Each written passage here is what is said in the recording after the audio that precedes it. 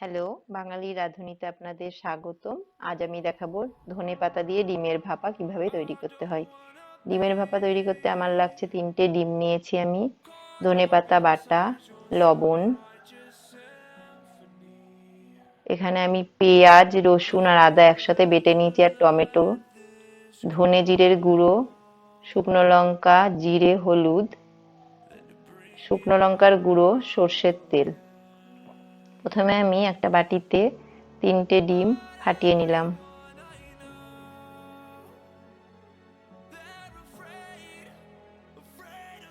ডিমটার মধ্যে সামান্য লবণ দেব, দিয়ে ভালো করে মিক্স করব। মিক্সটা খুব ভালো করে করা হয়ে গেছে।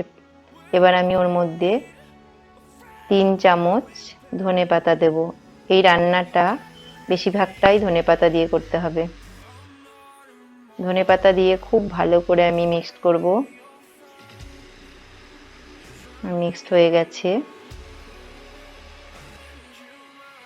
এবার আমি একটা টিফিন বক্সের মধ্যে সামান্য একটু তেল দিয়ে নিয়েছি, নিয়ে ভালো করে তেলটা টিফিন বক্সের চারিদিকে মাখিয়ে নেব।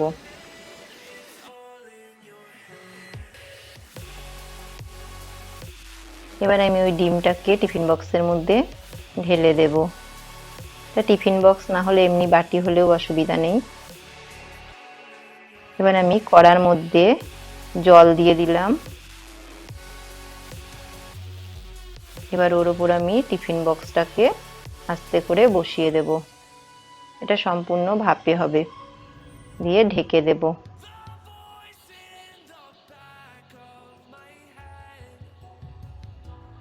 5 মিনিট মতো ঢেকে দিতে হবে। এবার আমি দেখবো এটা হয়ে গেছে কিনা। ভাপাটা আমার রেডি হয়ে গেছে। এবার আমি এটাকে তুলে নিয়ে পিচ পিচ করে এটাকে কেটে নেব।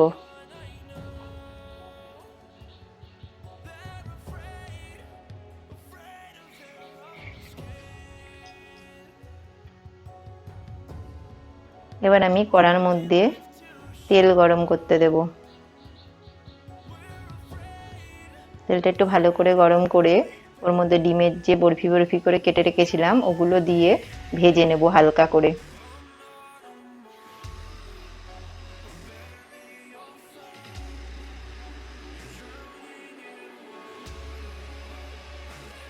এবার আমি ওগুলোকে তুলে নেব।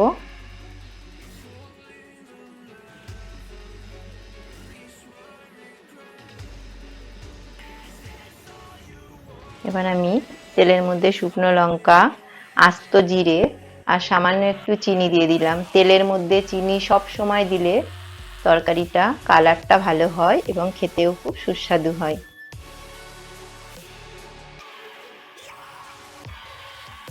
এবার আমি ওর মধ্যে একটা পেঁয়াজ আর 3-4 কোয়া রসুন আর একটু আদা বাটা বেটে রেখেছিলাম ওটাকে দিয়ে দিলাম।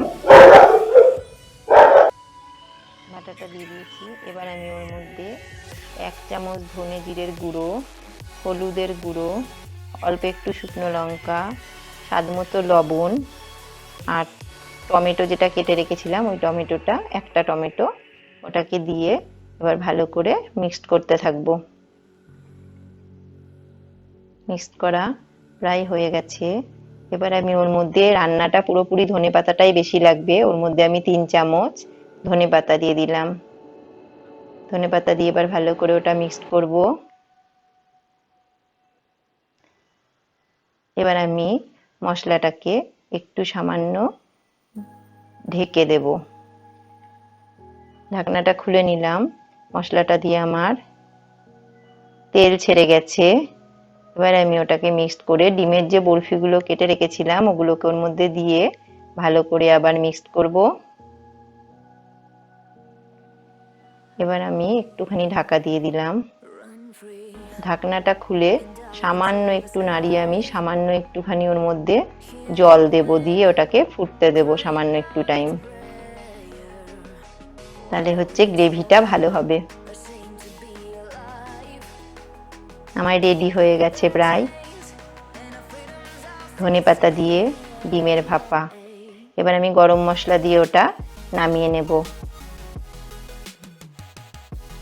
আমার রেসিপিটা যদি আপনাদের ভালো লেগে থাকে লাইক করবেন, শেয়ার করবেন আর সাবস্ক্রাইব করতে ভুলবেন না। Thank you.